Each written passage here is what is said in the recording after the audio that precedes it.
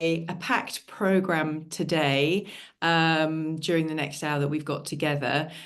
First of all, just wanted to welcome anybody who's new to either to FDEA or to these sessions. Looking on the screen, there's lots of familiar faces, but if there's anybody who is joining us for the first time and would like to introduce themselves, please do. No, I think it's all familiar faces. Cool.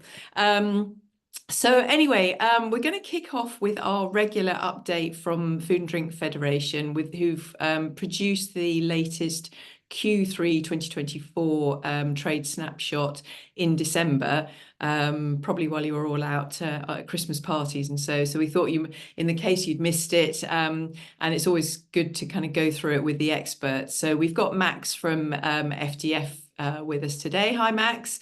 And he's going to share the snapshot with us and give us some of the highlights and possibly lowlights. Not giving a spoiler alert. Yeah. Hi, everyone. For those who haven't met me, yeah, I'm Max Green. I work for the Food and Drink Federation. I work in kind of FTA negotiations and trade economic analysis.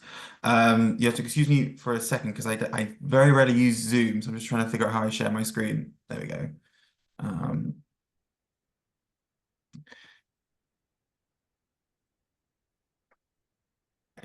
Are you able to see the Q3 2024 trade snapshot? Yeah, that's work, Max. Yeah, and like Nicola said, we actually released it so close to Christmas that you may have missed some of it. But I assure you, it is very exciting, and you should be very glad to see it now. But yeah, so we'll just move through it quite quickly. So we started with a general update on exports. As usual, as you can see, it's very red, so very negative for the first 3 months of the year. This is mostly down to alcoholic beverages having a large decline. We've been in touch with some of the Diageo and UK Scotch Whisky Association. One thing, just a caveat here, is the numbers have now changed. So where it does say that there is a large 36% decline in the exports of whiskey. There has been some issues with HMRC around counting the data, so it has been revised up slightly, so it's not as bad as it looks, I promise. So the next snapshot that comes out in a few months' time will look slightly more positive. But you can see in there, there's been quite a large decline in exports to non-EU countries. This mostly is because of the alcohol aspect to it, and actually there's a much higher percentage of trade going out to non-EU countries, which are in whiskey and spirits and other alcohols. You can see that actually a lot of categories perform quite well. So things like salmon, which is now our second highest exports. Before in H1 it was behind cheese, so that's good to see that climbing up. But other massive growth in products like chocolate, beef products, lamb, etc. One thing we should highlight is we've recently started doing export volumes. So looking at it's kind of a measure which can have some issues with it, seeing as a kilo of rice is different to a kilo of beef, for example. But it does give us kind of an overview of what's going on in terms of export volume, especially in the time of high inflation, especially seen this in the last year. So you can actually see the export volumes for kilograms, which is most food. There's a few exceptions to that, but it's most food products is down. We can't group them together for obvious reasons. Kilograms and liters don't go together, but you can see that in all categories, including drinks with the liters, alcohol, and food, it's all quite negative. Saying that, there are some better news stories. You've got the steady hold for exports to Ireland, which shows that some of the schemes that we're doing, like the Trusted Traders, the TTS, is still working. There's a few good news stories, like Australia's slightly up, so hailing an FTA there potentially is a good news story. In some of our asks that we've kind of done on the left-hand side, we've been talking to the team for GCC recently, and it looks like there may be quite a good news story for products such as breakfast cereals and chocolate. So we are just waiting to see what happens with that and if that can help boost some of those exports. As you can see, breakfast cereals have not done quite well, so hopefully that might boost some of the exports of that. And I actually found a really good stat yesterday that we are the fifth highest exporter of breakfast cereals in the world, of breakfast cereals, and then third of oats. So hopefully we can use some of these deals to try and push out some of our high exports and where we specialize in. I've also put in there around CPTPP accession. We actually have a page on this later, so I'll go into this a little bit later as well. But we're hoping that can kind of boost some of the exports to some of those markets, some of which are on here, such as Canada, Japan, and Australia. We had some really high growth products. So for example, we had a massive increase in the exports of juices, Turkey, which we tried to link to Christmas, but we thought that was a little bit too out there because it was 3 months before, but still always good to get the story. And quite high growth in exports of coffee. Although a caveat on the coffee, most of this was going to Europe, specifically Germany, trying to get into the EU before the EU deforestation regulations that were supposed to come into effect at the end of December. So a little bit of caveat there. That was more kind of pushing stock over to Europe before any EU regulation came into force, which, as we know now, is now extended by about a year. Quick look at kind of the import situation. So imports fared a lot better. They usually do. I mean, we're relying on a lot of these imports anyway. So you can see there was quite a steady increase of just under 5%. Quite an equal split over an equal percentage increase for EU and non-EU markets. A big increase from countries like Ireland, as you would expect, Germany. China is a really interesting one, especially now we're going into this kind of era of slightly not the golden age of UK-China relations, we'll just say, especially with the EU reset and potentially maybe a close relationship with the US as they're kind of talking about, which would push us away from China.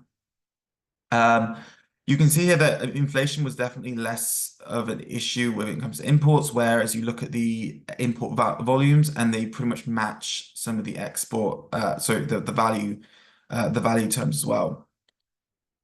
One thing to mention here is the New Zealand large figure of imports. So you'll know that we went into an FTA with New Zealand last year. 2 years ago now, it goes so quickly. You can see that they're doing very well. Most of this is in some of the areas which was a little bit more politically controversial, such as dairy and meat products. But what we've put in here is it should help kind of exporting as well, because the New Zealand system for exporting is very good. The support they provide is incredibly valuable to their producers and manufacturers. And so we've kind of put in a best practice share there that we need something like this so we can take advantage of these FTAs as they come in, and we can use them and try and increase our exports, because our exports to these markets are not doing badly, but they're not up 22% like New Zealand, for example. So it's definitely something that we can learn from. We focused on the USA. I'm just trying to zoom out a little bit. There we go. So for the USA, obviously we had the threat of Trump tariffs. So we wanted to put in a section which kind of showed, firstly, our reliance on some of their imports, but also some of our exports. The first thing to mention is exports to the United States were quite high. They're one of our top markets. And it's our third most important export partner for food and drink. We did find that it was dominated by whiskey and alcoholic beverages, so gin, beer, wine, as you would expect. But there's also some other high quality British products such as salmon, cheese, soft drinks, and biscuits that also fared quite well. You can see at the top right-hand side of the corner, we try to break down into some of where the US is getting some of its ingredients from. So you'll see that 26%, where we're sending ingredients in terms of the USA in product level. So you'll see that over a quarter of our exports of salmon go to the USA. And and 10% of our biscuits go to the USA as well as 11% of our soft drinks, which is quite substantial for those products. Where you think that whiskey and kind of gin kind of dominate, but actually when you look into the smaller products that we export, it's still a very important market. We also looked at some of the stuff we're getting from the US, so quite importantly, nuts, and as you can imagine, this is almonds. So over 28% of all of our almonds actually come from the USA. Just a little, not a caveat, but more of like keep it under wrap. But I was speaking to DEFRA a few weeks ago, and they were trying to get information from us around the importance of almonds coming from the United States. So I think they're potentially looking at some kind of retaliated barriers and tariffs if there was anything to do with Trump tariffs coming in. Although it's very uncertain at the moment. Trump keeps obviously changing his mind and changing what he's saying. So just something to bear in mind that they may look at retaliated tariffs, potentially not in our sector, probably more in kind of automotive and things like that, and potentially alcohol, but just something to bear in mind. Looking at the fastest exports to the USA, we're very happy that tea was in there. Classic, iconic British product. So it's up 47%, which is great. Same with coffee, up 58%. Other things like confectionery up very well as well. Sweet biscuits, we're doing quite well as well, up 6%. You can see at the bottom, we've kind of put the US UK import and export trade over the last 10 years. As you can see, it's quite stable. But what you'll also notice is which actually is opposite to a lot of our markets. We actually have a export surplus, a trade surplus when it comes to the US. So we're exporting a lot more than they're importing. And this is partly due to our reliance on imports from Ireland and the rest of the EU. But it's quite good to see such a big market that we're actually more reliant on exports and imports, which is the opposite in most markets that we look at, including the next one, which will be CPTPP. So obviously with the UK accession to the CPTPP in December, we thought it'd be the right thing to do. The only wise thing to do was to include an overview of what's going on in these markets. So as you'll know, that the UK extended to CPTPP on the 15th of December. I believe we extended to Australia and Brunei also extended the UK accession on the 24th of December. So a lovely Christmas present for them. And we're still waiting on Mexico and Canada to accept the UK accession. Early signals is Mexico are waiting on the next Senate to come into talk, so that should get across the line. And as you know, we've had some issues with Canada with the kind of the FTA not going so well this time last year. So we're expecting that to be a little bit longer.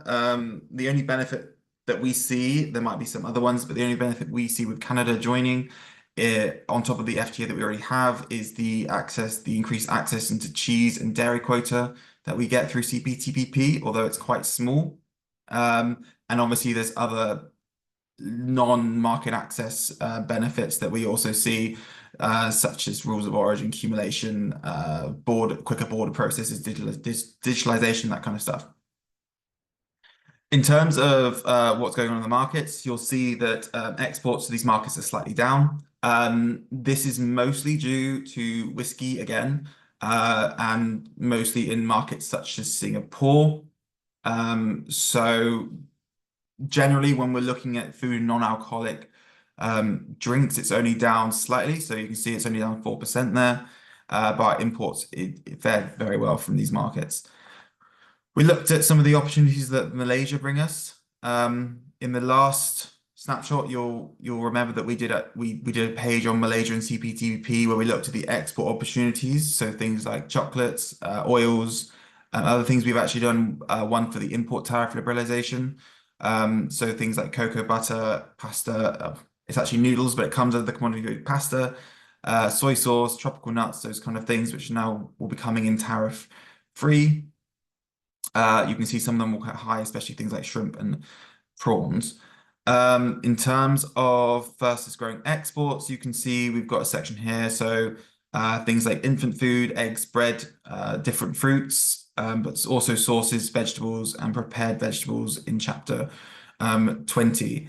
And what you can also see is the kind of increase in imports that we've been having over the last 10 years on the bottom, so similar to the USA, given that this was mostly focused on the opportunities of importing these products. We've only focused on imports here, but you can see kind of a steady growth in imports.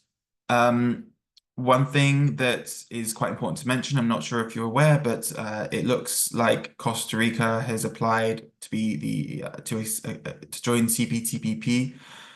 So there is an outgoing consultation at the moment. I think the deadline is next week, so it's the end of January. Around if there's any issues of exporting or importing from Costa Rica of them joining the bloc. We don't see any thus far, seeing as we already have a trade agreement with Costa Rica. But just to flag it onto your radars, I can send the link around if you want it. But if you wanted to respond to the consultation, just saying if there's any issues or worries that you see with Costa Rica accession, then that's probably worth highlighting now before they get any further into the process. I'll stop there and see if there's any questions. That's great, Max. Thanks very much. It's always really helpful to kind of have you along to go through what's behind the numbers, because as you say, it kind of what you read isn't necessarily what's going on behind the scenes. And I don't think you'll mind me saying, as you have in the past, that if anyone's got any specific sort of queries around their category, you're always very happy to delve a bit deeper. But yeah, as Max said, has anyone got any burning questions to ask him? Of a more sort of general nature. David, waving your hands there. Yeah. Good morning, happy New Year, everyone, and happy Easter because they're in the shop. I mean that's really good, Max. Thank you for that. I just wanted to put a couple of questions around slides 3 and 4. On slide 4, when you looked at imports, and if you could zap back to slide 4, Max. Slide 2, sorry. There, 4 to begin with. Yeah, sorry, cover page and all that. Yeah. Chocolate was up in values. As chocolate imports are up in value 12.8%, but volume down, volume only up 3%. I mean that's a reflection on the cost of cocoa, which has gone up in the region of 300%. So actually, yeah, I mean it's obviously great to see an increase in volume, but it's quite clear that the manufacturers are only able to get about 10% of that increase on the cost base that's coming through. But I was quite surprised if we look at the slide above that looks at exports of chocolates on slide 3, the figures seem to be the other way around, where the value has gone up, I think it's 9.4%, but the volume change has gone up 15.7%, which is an implication that actually the product is being sold cheaper despite the incredible increase in input costs in the category. Is there anything more behind that I'm not picking up on here, do you think? I don't know anything at the top of my head. I'd be happy to look into it further because obviously there's a lot of figures I would have here. just expected those figures to be the other way around, where Yeah, value would have gone up, or value would have been higher than volume on chocolate because of the increase in prices. Yeah, I see what you mean. Okay. I mean, there's obviously a lag between cocoa coming in and the manufacturing process, but I don't think that lag would be enough to distort the figures that much. But it's definitely something we can look into because that does seem strange, and it happens on a few other categories as well, but it's not as apparent as that. The difference isn't that huge. Yeah, and I think that's perhaps a reflection that the cocoa prices have gone up so much compared to, I mean, I'm not following other categories as closely, but it could be, yeah, it does just stuck out a little bit for me, but it was the only one I was really paying attention, monitoring more closely. But otherwise, I mean, really excellent work and yeah, interesting numbers there. Thank you. Yeah, I'll get in touch with our economist. We'll see if he has any thoughts on it either. Yeah. And it's bound to be a subject that comes up in the next 3 weeks at ISM, but yeah, okay. Thank you, Max. Thanks. Great, thanks. Has anyone else got a question? Yeah, I got a question. Sorry, go on, Maurice. So yeah, it's Matt Davies here from Life Health Foods. Good spot, David. I followed that logic. Max, it was only just interested to hear your thoughts about the GCC and cereals. You mentioned that, and it's not on my radar. So, is there a quick summary, or is it better by an email? For breakfast cereal, sorry, or just in Yeah, general. cereal. Yeah, I can give you a high level update, I guess. So we speak with the GCC team quite regularly. Before the election period, they had an offer that went across to the GCC. One of which was in breakfast cereals where there'd be liberalization. So I think currently it's 10, oh, sorry, it's currently 5% on 1904 breakfast cereals into the GCC. So the offer was over a 10-year staging period, it would become 0% tariff from the UK into the GCC. The FDF, as this is our largest priority we see with the GCC, we have put it as our #1 priority to get that down from a 10-year staging character, a 10-year staging 10-year staging tariff to liberalization entry into force. And that's all we've heard so far. So that's what we're pushing. But at the moment, it's a 10-year staging tariff. Yeah, sorry, it's a big market for me, and I'm not aware that there's a tariff in the chain. Is it specific to certain types of cereal, breakfast cereal? So it's cereal under 1904. What do you mean by 1904 is in the tariff, the HS code? Okay. Yeah. Yeah, okay. I need to double check then. Thank you. So I believe it's only a 5% tariff, so it's not high.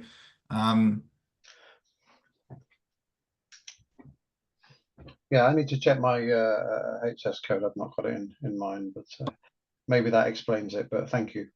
I mean, there's other commodity codes that come under breakfast cereals, but the largest one from the export side is 1904. But I think it also comes under 11 something and 1104 and 1004 as well. If you're looking at like oats, preparations and stuff. I just checked while we're talking, and I am a 1904 on all of the products, so that's interesting. Okay, I'll pick that up with my distributor. Got yourself some homework, Matt. Yeah, I know. I've been involved for so long, talking value chains, and there never ever been a conversation about the tariff. Which does it go straight into the GCC, or does it go into another market first? Straight into Dubai. Yeah, I'm more than certain it is a 5% tariff, but again, I could be wrong. But no, don't worry. I mean, I'll let you know next call. Don't worry. I will check it out in the meantime. Great, thanks. Les, did you have a question for Max? Yeah. Hi, Max. I don't know whether you heard on the news last week about Germany having foot and mouth. Obviously the animals, but not the people. And I just wondered, with the prevalence of all the borders surrounding Germany, the potential spread could actually be a potential boom for UK meat exporters. Yeah, so I'm not directly involved in that policy area. That's my colleague, thank God, because it looks awful and terrible at the moment. But yeah, you're right. I mean, there could be an increase in the UK, and especially Ireland, is away from I guess not a direct border with them. So potentially we won't see those figures until March, I don't think. So there's a kind of about a 4-month lag on data. So we'll see some figures come out around March March, April, yeah. Yeah, I just thought it was worth mentioning just in case there was anyone else interested in that market, that was all. Following that as well, so when the data does come out, we'll probably have a section on Germany or the EU to kind of follow some of the exports of meat and meat products, because it doesn't just affect, as you're aware, it doesn't just affect the fresh meat, it affects a lot of manufactured beef and manufactured meat products as well. So we've already had some inquiries into some of our members that get some of their meat processed meat from there, things like pepperoni and things like that. So we're definitely aware of it, and we're definitely interested in the trade flows and how it will change. But hopefully there isn't a further spread into Europe or here. But yeah. All right, thank you. Any other questions for Max? Okay, well, Max, I know you've got to dive off, but thanks very much. As you can see, it's really interesting as always, and you'll be coming back, I'm sure, on a regular basis to update us, hopefully with more positive news as the year progresses.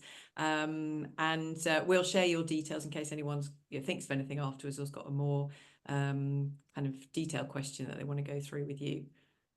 Great. And yeah, just reiterating what Nicola said earlier, if you want me to go into any product specifically or market, it doesn't take me much time at all. So please let me know if you want to know, I don't know, a certain product going into Switzerland or something. I can very quickly get it up for you. It's no problem at all. But thank you very much. It's offer to make, but a great one. Thanks. All right. Okay. Thanks, guys. Bye. Bye. So by default rather than design, obviously Max mentioned CPTPP there, and we're going to segue to David and Rupert's travels in Asia. As you're probably aware, they went off on a mega trip at the back end of last year, purportedly for work, not for pleasure. But I know that you took in some of the CPTPP markets, and so it'd just be great to get your kind of views of what you saw on the ground in all the markets that you visited, some of the trends, some of the opportunities, some of the challenges. So I'll hand over to you. David, are you speaking first, or Rupert? Yeah. Look at the nodding from Rupert there. I'm speaking first. Well, good morning again, everyone. It's a trip that as a business we'll be doing every 6 months. We go out to Southeast Asia every May and do a little tour around Southeast Asia. And we do it again in November to see product on the shelf. But we also take that second trip in the year. We take the opportunity to go out to Australia as well and visit our customers in the market out there. So we left sort of mid-November. I think we did something like 16 flights in the space of a month. And we took in, and pick me up, Rupert, if I get any of these wrong, in order, Bangkok, Thailand, Vietnam, Macau, Hong Kong, Taipei, Manila, confusing countries with cities here, back to Bangkok, Singapore, and then down to Australia. So I think we did 8 markets in total, of which several of which are part of CPTPP. I think just generally, before I come on to the CPTPP stuff, all of these markets are exciting markets for us. I think we've sort of taken a decision collectively over the last 18, 24 months that we really should be focusing a lot more on Southeast Asia for a number of reasons. One, Europe has become so difficult in over the last few years, and we're still seeing sort of struggles in Europe this many years on. 2, because of the levels of growth in those regions, and 3, we don't think there's a lot of people sort of picking up that baton. So we want to have a little bit of an early mover advantage by going out to visit those markets. But this was the first time we had gone as a team, and with a sort of significantly expanded portfolio of confectionery, chocolates, and biscuits, all British brands. And by and large, I'd say we didn't have I don't think we really had a poor meeting. One was slightly less progressive than we want, but I mean the reception we got visiting those markets was very, very strong. Some were people we'd never met before, and others were people we've met before but may not be trading with, and others were people that we have been trading with for some years. So it was a real mixture of new prospects, existing contacts, and existing live customers that we visited. One of the biggest challenges we faced was, as I mentioned on Max's presentation, are raw material increases that we're finding. But I always try to find a positive in every situation, and that is, it's not just our chocolates that are going up in price, it's everybody's chocolates that are going up in price. And as Max quite rightly pointed out, some of those price increases are coming through to some manufacturers, small and large, at different stages. So while some manufacturers are not having to force up prices and push prices up, others, and ours in particular, our contracts tend to be smaller. We work with specialty brands, and therefore their contracts had already had to be renewed at the higher prices. But overall, it was a tremendously successful trip, and we've been flat out pretty much ever since, following up on, I don't know, 25, 30 meetings that we had on that trip, and sort of allocating which brand to which distributor and so on and so forth, and going through the processes of trying to launch or registering those brands. I think if we come on to the CPTPP and the 11 markets that we've just joined up with, and I've got them in front of me, so I'll read them for those that don't remember them all. Australia, Brunei, Canada, Chile, Japan, Malaysia, Mexico, New Zealand, Peru, Singapore, and Vietnam. We visited Australia, Singapore, and Vietnam on this trip. We're in discussions with importers in Mexico and Chile. We're already supplying Japan, and we're in discussions with people in New Zealand. I think what slightly surprised us was the lack of awareness when we mentioned CPTPP to buyers, for want of a better word, in the markets that are affected. And I don't think there's a huge amount of awareness out there that 95% of all tariffs of products out of the UK are now being removed or are scheduled to be removed. That in itself is obviously a real boost, and we'd had a sort of earlier reduction in tariffs with Australia and New Zealand. The impact on those tariffs is, I would suggest, marginal in some cases. In the case of Australia, for example, the tariff, I think, was 5% in the past. If the buyer is not paying that 5%, it doesn't mean that our volumes are necessarily going to go up. If our importer is supplying a retailer and they're selling a product on the shelf for, say, 30 euros, the fact that the importer is now paying 5% less tariffs doesn't mean that that price point comes down, and it doesn't mean that those volumes will go up. All that's happening is that the importer is taking a little bit more margin, or able to offer a little bit more margin to the retailer. It does make us more attractive, but it doesn't necessarily increase volumes from our side, or values from our side. So that's one caveat that I would put on that. I think if there are markets where those tariffs are far higher than the 5% that we were having to face in Australia, then the impact will be bigger. The bigger the reduction in tariff of an existing tariff, the more appealing we become as a nation to supply. But the other crucial thing to remember about CPTPP, it is not a single market and is not a customs union. So of the markets that we're looking at, Australia has always been relatively easy, as has Singapore and New Zealand, and Canada to an extent. But even though those tariffs are going out of the way, the other markets, Brunei, again, I'm looking over here for the list, Brunei, Chile, Japan, Malaysia, Mexico, Peru, and Vietnam, the challenges remain as tough as ever. And it's not like there's going to be a regulatory alignment as we had with the EU, where we didn't have to sort of go through product registrations. So our view for the moment, and I don't want to be, putting too much of a negative on that. Our view at the moment is at the moment the CPTPP is far more symbolic than it is of true benefit. I don't anticipate that we're suddenly going to see huge volumes or huge increases in interest from those markets as a result of being in CPTPP. But any sort of reduction in tariffs is welcome. Particularly the markets we went to on that trip, Singapore and Vietnam and Australia. Australia we're in, it's fine. There's a 5% reduction in tariffs. Singapore has always been one of the easiest markets in the world to get into. So I think any sort of benefit of ascension to CPTPP is going to be fairly negligible. But markets like Vietnam that we went for a second meeting there are hideously difficult and expensive to get into in terms of sending product across for FDEA registration and processes like that.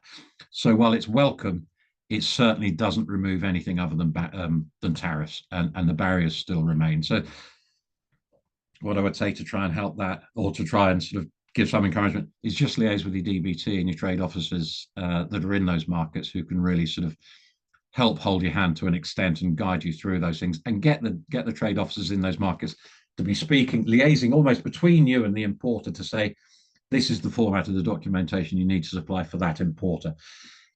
It's welcome, but it's the CPTPP is welcome, but we're not seeing it as, we're not quite as enthusiastic as some in government are suggesting we should all be about that. But it was a great trip. We had absolutely no fun or pleasure whatsoever. We worked sort of 27 hours a day, lived in each other's pockets for 4 weeks, for a month in total. But came back and we're still speaking to each other, and we've got a heck of a lot of business to be pursuing out there. So I mean, it was brilliant. It was absolutely brilliant. Yeah, I don't want to be negative about the CPTPP aspect of it. Overall, it was a fantastic trip, and we got a huge amount to be excited about. I don't know if you want to add anything to that, Rupert? You want to... No, I think it was nicely summed up. I think the CPTPP issue is it's a help. It's a tiny help, and it's a step in the right direction. But going forwards, it'd be nice if they could just bring some of the regulations in closer alignment too, because that's the hiccup, and that's the difficult part. What David hasn't really touched on is what we saw on the shelves and the reception that we got when we went in there. And there's no denying that, the great British brand is still very strong. It's still in huge demand. And I think there's a world of opportunities. People were delighted to see us. We set out a month before we actually went. We set out to fill the diary. We had an idea. We knew what our agenda was going to be, and so we set out to contact people. And we literally, David says we didn't have much fun. We worked Monday to Friday. Every day we had meetings, and some days 2, some days 3 meetings, and we're not looking for more than 1, maybe 2 distributors in any territory. So we had more demand on our time than we could give, really. There was no slack, no downtime. And I think, I encourage other people. It's an expensive game, it's a long way to go and all those things, but there is definite demand for our products out there. So I'm very enthusiastic, and I encourage everybody to look at it. Yeah. Except in our category. Obviously, yeah. Obviously, nobody else Darren. is allowed to do anything that we're doing. Oh, it sounds like you had a really great trip, and yeah, as you say, you're still speaking. Sounded very miserable, no fun. But I think it's really interesting to hear what you saw on the ground in relation to CPTPP, because as you said, David, obviously government are bigging it up, but it feels very much like it's a tweak on tariffs rather than a major shift in opportunities for UK companies. And I think it's really good to have that reality check. And you mentioned about Vietnam, and again, almost by default rather than design, Les from Supply Chain Solutions, who most of you will know, is working currently on a suite of supports for exporters into CPTPP markets specifically, and I think we're going to come back in the future and kind of go into those in more detail. But you were also out in Vietnam, weren't you, Les? And perhaps you could just share with us your findings particularly in terms of the barriers, and how you see some of the solutions to helping UK companies to get out there. Okay, well, the reason for going out to the Far East for 2 weeks was we kind of like on a much smaller scale than David and Rupert, was to visit Cambodia, Thailand, and Vietnam to look at our logistics support, because what we thought was, in order to provide that level of support, sometimes you've got to go, if someone says they've got a Rolls Royce in the garden, you've got to go and see it, make sure they can fuel it up as well. So you have to be convinced that you've got everything in place to give the exporter or potential exporter that sort of reassurance. So I'll get onto the visit to the warehouse in a minute. I'll just give it a little bit of an overview. We are a member of an organisation called Easy Fresh, which is represented in 220 countries. And the idea was for me to meet the heads of logistics in the countries in the Far East, and go through sort of levels of support and what they were able to offer for a range of different temperatures, whether it be ambient or the controlled ambient for the likes of chocolate and fine wines, or indeed frozen foods. So I basically, it was kind of like a bit of a research project on behalf of obviously ourselves, but potential exporters from the UK. So we paid visits to various multi-temperature warehouse and distribution centres within Vietnam. And one of the things which we found specifically about Ho Chi Minh was that because it was so busy, like sometimes it's so dangerous just across the road, that the deliveries were actually made at there's like we had one distribution centre that was doing 300 deliveries a day just within the city on small like 7.5 meter reefer trucks in smaller quantities, so it was multiple products per single delivery, and that was simply because there just wasn't the space for our ticks in the city centre. So that was like a big learning curve. So it would be more a case of more frequent call-ups on pretty much on a daily basis to multiple different retailers and outlets. So that was kind of a big learning curve for us. We did take samples over from 2 different FDEA members, and we had meetings with our logistics partners. And the idea from this perspective was for them to speak to their own customers within their specific country. Just let me get rid of that 1 second. To actually say, listen, we've got UK food and drink products. We've got some samples here. Is it of any interest? And the idea is almost to create a platform whereby our existing logistic partners will actually speak to their own customers and potentially new importers to see what range of British products that they're interested in.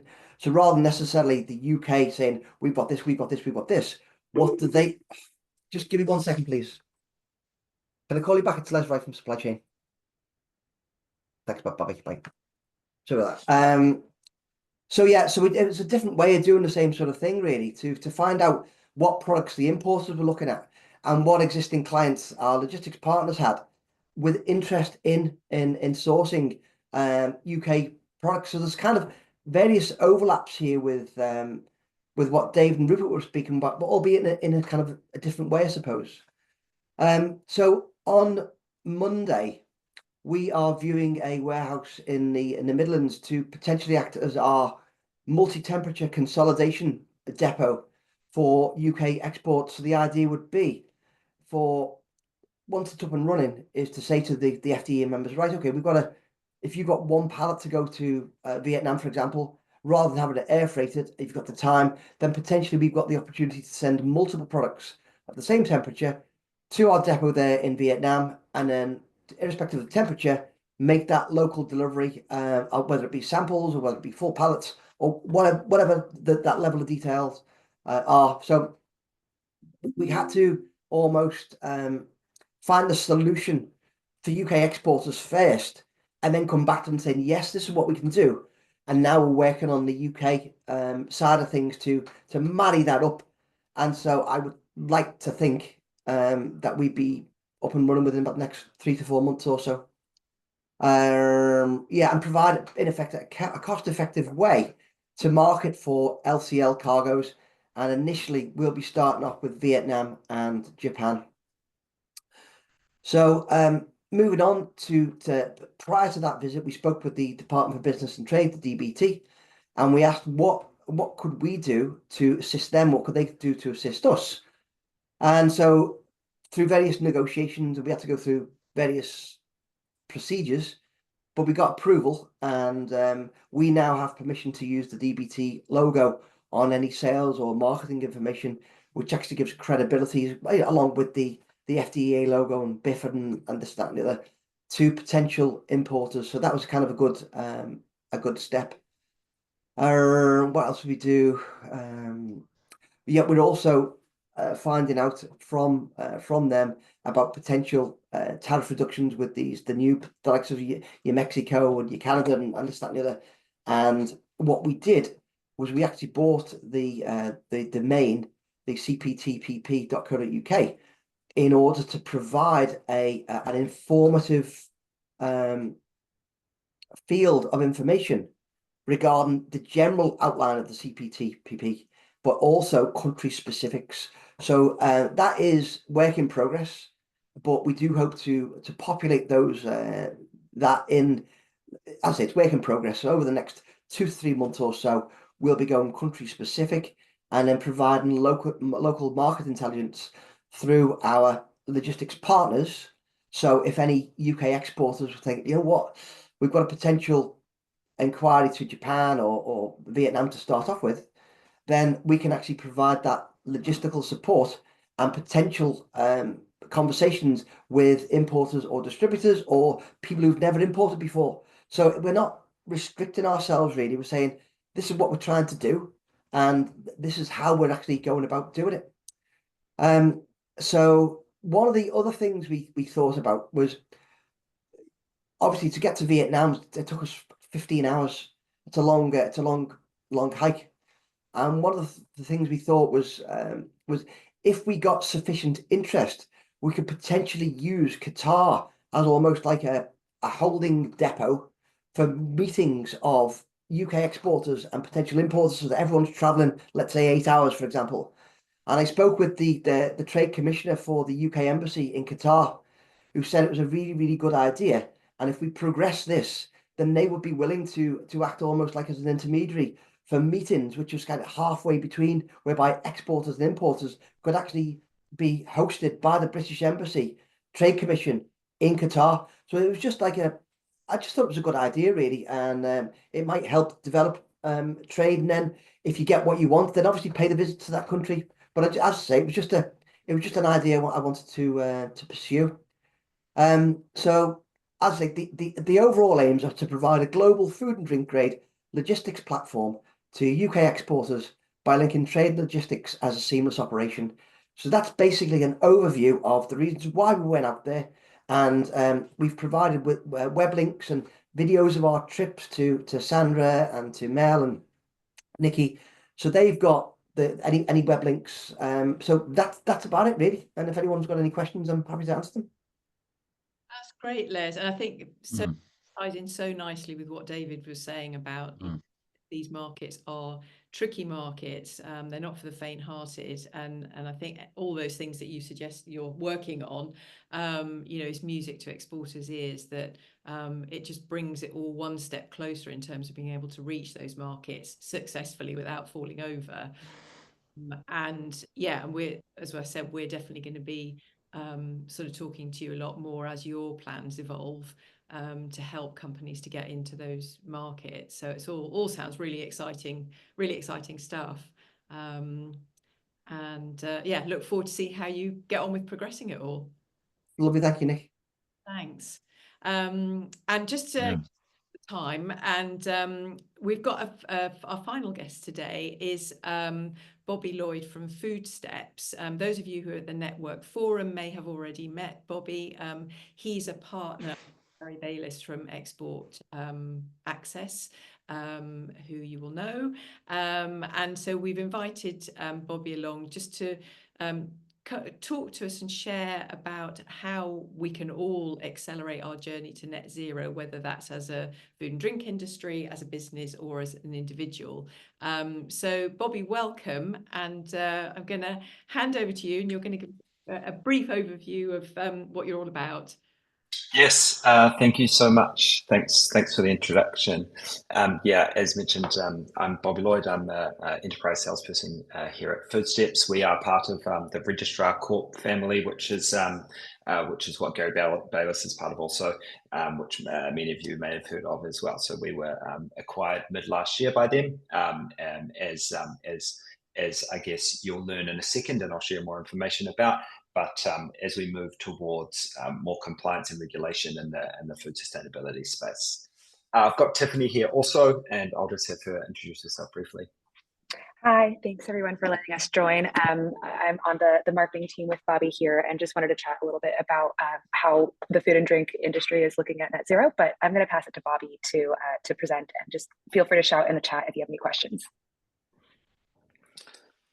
I'll just share my screen here, and we've got a brief presentation to run through, which we can send through afterwards as well. That might have more information. So please let me know when you can see this. Hopefully it pops up. Is that showing? Yeah. Okay, great. Okay, great. So, so yeah, we're here to kind of put food sustainability within the context of some of your businesses, and then talk to you about how what's happening in the world, and then what we do as well. So I guess existing and upcoming sustainability compliance, and how to do it easily, essentially. So to put it in context, 1/3 of emissions come from the food system. So everything involved in delivering food and drink from kind of farm to fork, all of that contributes to about 1/3 of global greenhouse gas emissions. And importantly, last year was the hottest year on record, breaching the global 1.5 degree limit of the Paris Agreement. So yeah, things are heating up. 2023 was the one before that, then 2024. So this stuff is becoming increasingly important, with 2025 being one of the first years to make compliance mandatory for a lot of businesses, sustainability compliance mandatory. So as a result of some of this and the increasing pressures, food exporters, are under kind of increasing pressure to reduce their environmental impact. So more countries are introducing, demanding reporting, and more consumers want sustainable products. I guess what we're basically saying is it's no longer a trend, and it's becoming a core compliance. And there are also penalties for non-compliance across the board and across the globe. So 2025 is the year mandatory reporting is beginning throughout the world, starting with the larger businesses. We can send through a detailed report, and we have some of this on our website if you're interested, and whether this is whether you meet the criteria as a business. So yeah, we're moving from some of those voluntary nice to haves to a need to have and a mandatory compliance piece. So there's many in different industries. One that's kind of really close here is the CSRD across Europe.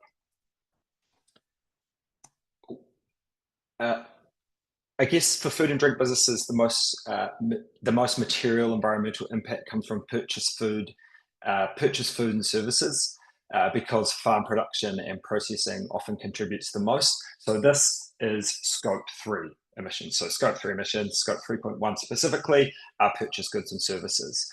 So yeah, as a food and drink business, you purchase lots of ingredients to make the products, and then so that's made up of Scope 3 emissions. It contributes about 95% of all emissions for most large food businesses. I'll continue going. So data to measure your Scope 3 emissions exists, but it's often generic, unreliable, and difficult to access. So for in-house teams, that means Scope 3 reporting is much more difficult and takes far more resource to create reliable reports, and it leads to reporting overload. So as you can imagine, lots of different databases to gather information from. There's differences of spend and volume-based data. Trying to collect all of this together into a spreadsheet and then report it in a way that's useful and helpful for your reporting can be hard, and it can take a lot of time, especially for maybe some of the smaller sustainability teams who may not have experienced this before, and it's becoming a mandatory compliance thing for them. Can be very difficult. I guess a little bit about us. So why do we care at Foodsteps? So we're on a mission.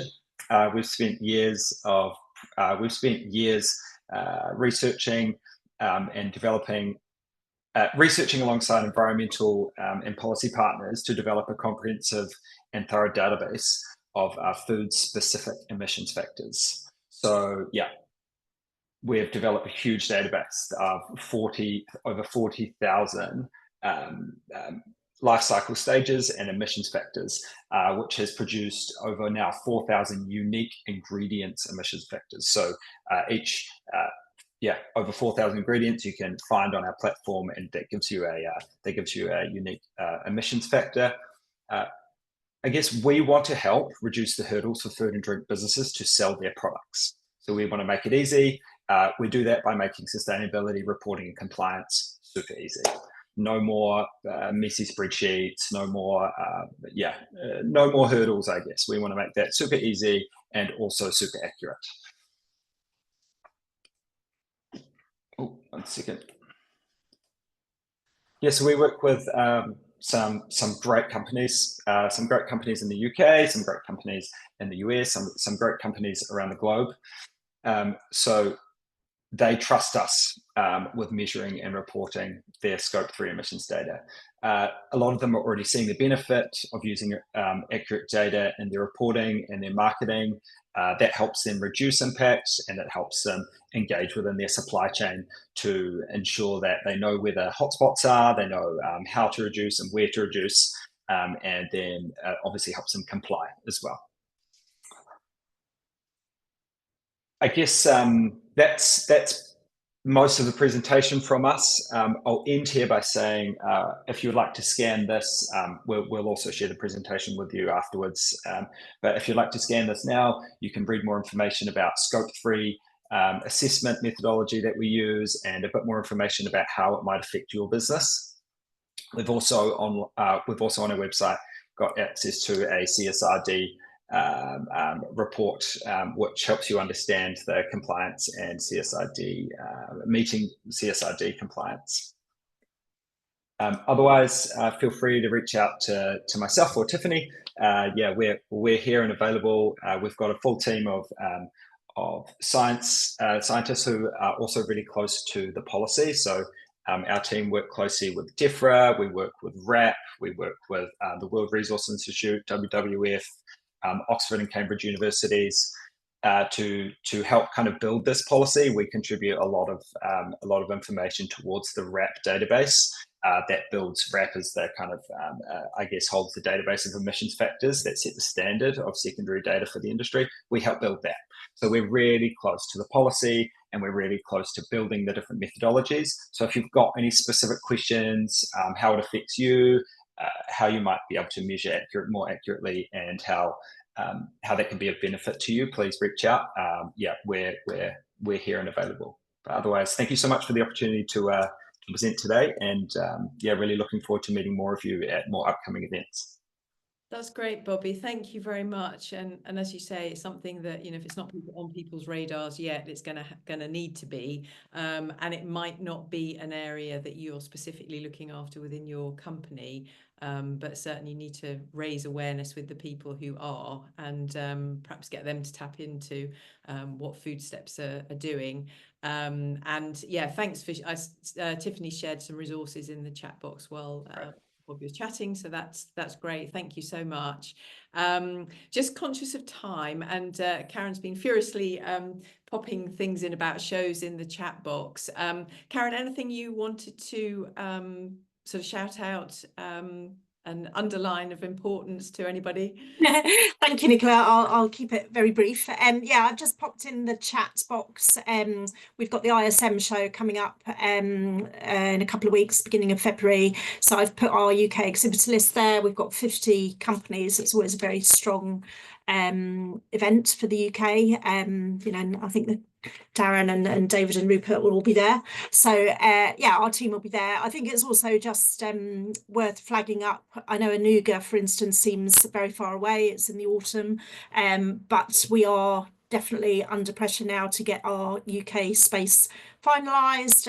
We'll be meeting with the team in Cologne. So if anybody thinks they've still got time to book up, this is a sort of wake up, you need to do it now reminder, please. I think particularly for the sector halls, so there is pressure in drinks halls, frozen already. We've been a little bit under pressure to give final requirements. So just a plea to any members that are thinking about Anuga to do that. Yeah, I think I'll leave it at that for now, but yeah, you can get in touch with myself and Rachel if you want to talk trade fairs, and we'll hopefully see you soon. Yeah.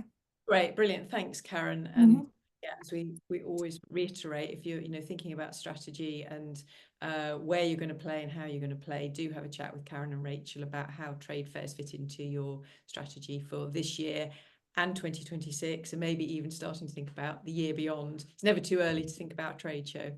And finally, Sandra, anything from you? today? Hi, everyone. I thought that was a really good session. Yeah, very good insights. Thank you, everybody. Just very, very quickly, I should whiz through just a couple of events you might have missed. We have now got a new associate for South Africa, who many of you know. It's actually Mark Field. He's set up a new division of his company to look after the South African market. And there is a webinar from Mark's team on the 6th of February. So you haven't signed up for that one yet. That's in the portal and you can click on that to register your interest. If you can't attend but want the recording, do register, because that means you'll get the recording anyway, even if you're unable to attend live. So always worth clicking on all of those. So that one's coming up very soon. We've also got an event with our members, and At His Credit, which is on the 23rd of January, I think that's next Thursday, I think, who will be looking at economic trends and their impact on trade. So I think that would be a really good session. So again, that's another one you can sign up to if you haven't already. And Mel's very busy at the moment filling the calendar, so I can see loads in draft that you can't see yet, but there's a really good programme coming up over the next few months, so watch out for that. A couple of highlights. Karen mentioned ISM. I'll be out there for the duration, so it'd be good to catch up with some of you. For those of you that are premium members, a reminder that you can book space in the 2 FDEA tables that are at ISM. For the rest of you, it's scrabbling around for tables as usual in the Kölmesse areas. But if you haven't done that yet, Sarah sent out the note to sign up for those, so get that done.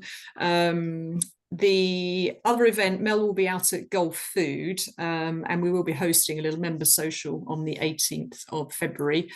So again, watch out for that. If you're going to be in Dubai for Gulf Food, keep that evening free. That's the 18th. And a forward plug for IFE. We will have an FTA area within the Exporters Hub, and we are running a number of insight sessions in the export theatre on the Monday, Tuesday and Wednesday. And I think Mel has been in touch with a number of you as associates to feed into that. But if you are going to be around IFE and you're happy to jump onto a panel, let us know, because I think people always like to hear directly from exporters, which we see here the benefit of that, the real insights that you get. So do let us know if that might be of interest. And then 2 forward dates, both the 4th of June and the 4th of December are our 2 Export Forum days. So if they're not in your calendar already, do please block those out, 4th of June and the 4th of December. Both in-person events, and again, we're just finalising the programmes for the June event. We'll be in touch on that soon. They're both in London, and yeah, always very popular days. We are limited on capacity in the first venue, so don't leave it too late if you are planning to come along to that. It is open for bookings now. You can sign up now. I think the early bird is there until the 7th of Feb, so you can save yourself a few pennies if you do it straight away now. And I think I'll just end on a shameless plug. David kindly nominated us for the Food Management Today Awards Association. The voting for that closes on the 7th of February. So if you haven't already given us your vote, it would be very nice if you could do so, because now we're in it, we want to win, we don't want to become second. So I'll pop the link just in here. If you haven't done it already, it's quite simple. You can nominate yourself as well. There are supplier awards, so give yourself a shameless plug as well if you think you fit one of them. Always good to be recognised. Yeah, so sorry, whistle stop, but hopefully that's a good insight. And a reminder, just keep checking the portal, because that's where we put everything. So keep yourself logged in and let us know of any team members that aren't on there, and we can get them added in as well. Brilliant. Thanks. You'll be scribbling fast and furiously. As you can see, we've got lots and lots and lots coming up this year. I think it's going to be a very exciting year, and lots of support in what will be, I'm sure, another challenging 12 months. Yeah, I'm just conscious we've run over a bit, so we'll end it there. Thanks very much for showing up. Thanks very much, David, Les, Rupert, I think, and Tiffany. Bobby and Max have dived off, and we'll see you back here same time on Friday the 7th of February, and have a great weekend.